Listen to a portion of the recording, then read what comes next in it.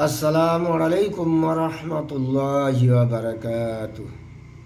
প্রিয় বন্ধুরা, হাফতে হায়কাল এই হাফতে হায়কাল কি এবং এর ফজিলত সম্পর্কে দু চারটি কথা বলবো।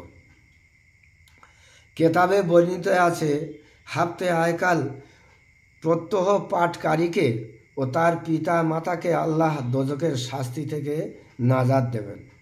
যে ব্যক্তি এই হাফতে হায়কাল পাঠ করবে, তার মাতা পিতা যদি দোজখের আযাবে থাকে এবং দোজখবাসী হয়, আল্লাহ পাক এই হাফতে হায়কালের পড়ার ওসিলা করে, তার আমল করার ওসিলায় তার মাতা পিতাকে জান্নাত থেকে জাহান্নাম থেকে নাজাত দেবেন। তো যে ব্যক্তি জাহান্নাম থেকে নাজাত পাবে, সে ব্যক্তি জান্নাতবাসী হবে। আল্লাহ পাক আমাদের প্রত্যেকের এই আমল করার তৌফিক দান করুন। হযরত জিবরাইল আলাইহিস সালাতু ওয়াস সালাম বলেছেন, হে মুহাম্মদ সাল্লাল্লাহু আলাইহি ওয়াসাল্লাম, যে ঘরে এই হাফতে হায়কাল থাকবে, সে ঘরে জিন পরি ভূত কোনো কিছু সেখানে আক্রমণ করতে পারবে না।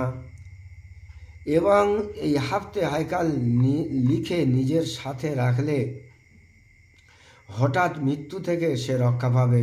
আর যে ব্যক্তি হাফতে হায়কাল সাথে রাখবে, সে সর্বদা হাসি খুশি থাকবে, সর্বদা ইজ্জতের সঙ্গে মানুষের সামনে সেই ইজ্জত সম্মান লাভ করবে এবং তার মৃত্যুর আযাব কম হবে এবং মহামারী থেকে মুক্ত পাবে।